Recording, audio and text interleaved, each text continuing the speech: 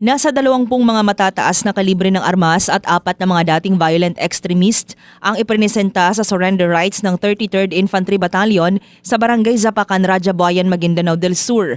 Sila ay formal na iniharap ni 33rd Infantry Battalion Commander Lieutenant Colonel Jermaine Ligada kay 601st Infantry Brigade Commander Brigadier General Edgar Catu. Kabilang sa mga isinukong armas ang 2 60mm mortars, 4 na rocket-propelled grenade o RPG launchers at 14 na iba't ibang uri ng matataas na armas. Ang pagsuko ay bunga ng tuloy-tuloy na negosasyon at community engagement ng militar sa mga komunidad na dating pinamumugaran ng extremist groups. Dumalo rin sa aktibidad ang mga kinatawan mula sa iba't ibang ahensya ng pamahalaan.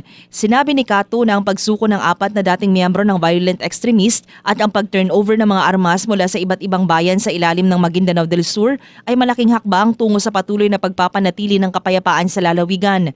Patuloy naman ang kanilang community engagement at koordinasyon sa mga local government units para mas marami pa ang mahikayat na magbalik loob. Sinabi naman ni 6th Infantry Division Commander Major General Jose Vladimir Cagara na ang matagumpay na pagsuko ng mga dating miyembro ng violent extremist group ay patunay na epektibo ang peace initiatives at whole-of-nation approach ng militar sa BARM.